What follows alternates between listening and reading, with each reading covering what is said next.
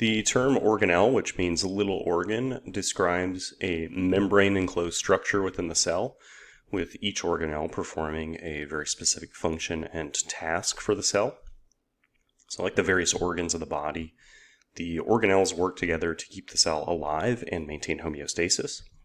The major organelles of the cell include the nucleus. Most cells contain a nucleus. If it is present, it is the cell's central and usually largest organelle. It's composed of a plasma membrane that's called the nuclear membrane, and within the nucleus we find that it contains the cell's DNA, which is the genetic code for carrying out cell functions, and it also is the genetic instructions for making proteins. The nucleus is also the control center for the cell because it coordinates and carries out most of the major cellular activities within the cell. And the way that it does this is that the nucleus sends a molecular command from the DNA in order to control or alter cell activities in response to that particular molecular command. DNA itself is a large molecule, and so because of that, it is organized on little histone proteins which prevent it from becoming tangled up and damaged. Collectively, the DNA and histone proteins are referred to as chromatin. And when the cell undergoes mitosis, which is cell division, the DNA and the nucleus must be duplicated because during mitosis, one cell becomes two new cells. Next, we have the rough endoplasmic reticulum, which is an organelle that is continuous with the plasma membrane of the nucleus.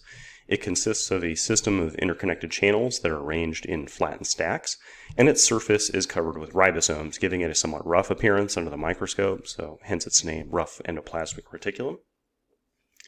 Its function is to synthesize and modify proteins for transport either within the cell or out of the cell. The ribosomes are small non-membrane enclosed organelles that function as the site of protein synthesis, so this is one example of a non-membrane enclosed organelle. The ribosomes usually work in conjunction with the rough endoplasmic reticulum, and as such they may be bound to the rough endoplasmic reticulum, but we also see that there are ribosomes floating freely within the cytoplasm. Next we have the smooth endoplasmic reticulum, which is an organelle that is continuous with the rough endoplasmic reticulum, and it lacks ribosomes on its surface.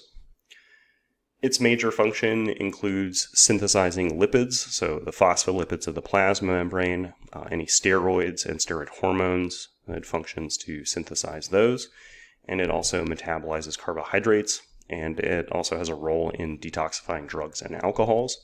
So it is typically found in abundance in cells that produce steroid hormones, so a lot of the major steroid-producing glands contain an abundance of smooth endoplasmic reticulum, as does the liver cells, because the liver functions in detoxifying drugs and alcohols from the bloodstream. Next we have the Golgi apparatus, which is an organelle that resembles the smooth endoplasmic reticulum. It also consists of interconnected channels that look like flattened stacks. It functions to sort, modify, and package proteins that it obtains from the rough endoplasmic reticulum and from the ribosomes, and it packages them for transport around or out of the cell. Lysosomes are small spherical organelles that contain digestive enzymes. They use those enzymes to break down damaged or unneeded cellular organelles.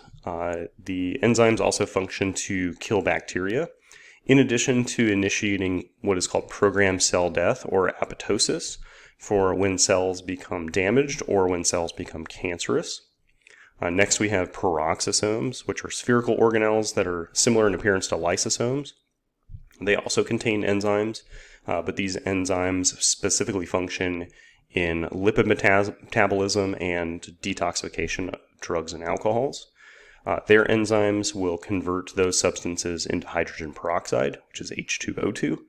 Hydrogen peroxide is also very toxic, but fortunately there are other enzymes within the peroxisome that break down hydrogen peroxide into water and oxygen gas, and then those two products are released into the cytoplasm. As you can imagine, these are also quite abundant in liver cells because of their detoxification properties. And last we have the mitochondria, which are a bean-shaped organelle that functions as the energy transformer of the cell. The mitochondria uses enzymes found on its inner surfaces to convert the chemical energy that is in glucose and the chemical energy that is in oxygen, and it transfers that chemical energy to ATP molecules. Next, we'll very briefly examine the cytoskeleton, which represent a group of fibrous proteins that provide structural support for the cell. There are three main cytoskeleton elements. The first are the microfilaments. The microfilaments are composed mostly of a protein called actin. They form the internal support structure for the plasma membrane. They are also found in skeletal muscle cells and are responsible for muscle contractions. The intermediate filaments are typically made of a protein called keratin, and these are strong against tension or pulling forces. We see these in cells that are exposed to tension forces regularly. Last are the microtubules. These are cylinder-shaped structures that are made of many spherical proteins called tubulin. And the microtubules function to maintain cell shape and resist compression of the cell. They also form the internal support network and structures for cilia and flagella.